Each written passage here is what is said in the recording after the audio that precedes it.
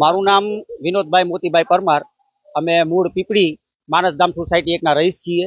અમારી સાથે બીજી ત્રણ સોસાયટી છે, માનસધામ 2, ત્રિલોકધામ અને ગોકુળધામ.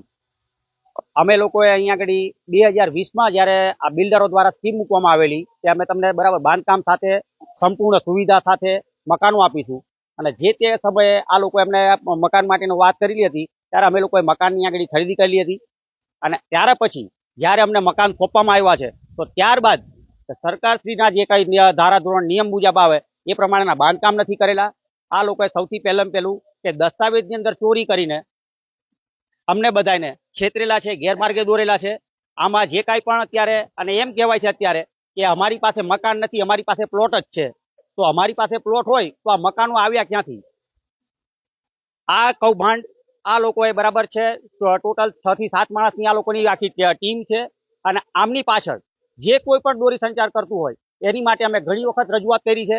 કે ઘણી વખત કીધું છે કે કલેક્ટર સાહેબને અમે અહીંયા આગળ કીધું હતું, અધિક કલેક્ટર સાહેબને અમે આવેદનપત્ર આપેલા છે, છતાં આજ દિન સુધી આ લોકોને કોઈ પણ થતું નથી. તો આ સરકાર દ્વારા અમે શું અપેક્ષાઓ કરીએ?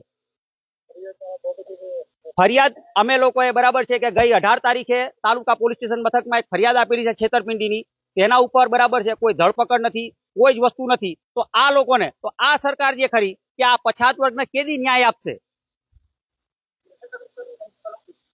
અમે આશરે 400 મકાન છે. આ 400 મકાનમાં બરાબર બધામાં પરિવાર રહે છે. કેટલાકને બરાબર છે કે આ લોકોએ છેતરપિંડી કરીને ગમે તે પ્રમાણે લોનો અપાવીને ગમે તે કરે છે કે 1 હપ્તો કે 2 હપ્તા બાઉન્સ હોય છતાં લોકોના મકાન પડાવી લીધેલા છે.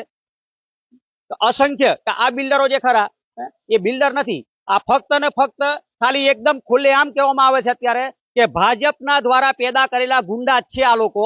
અને ભાજપમાં ધારાસભ્યશ્રીને છેલ્લા 2 વર્ષથી અમે રજૂઆત કરીએ છીએ. ધારાસભ્યશ્રીને હજુ સુધી અમારી પાસે મળવા આવવાનો કે જોવાનો કે કોઈ સમયનો બરાબર છે કે એમનો ટાઈમ નથી મળ્યો.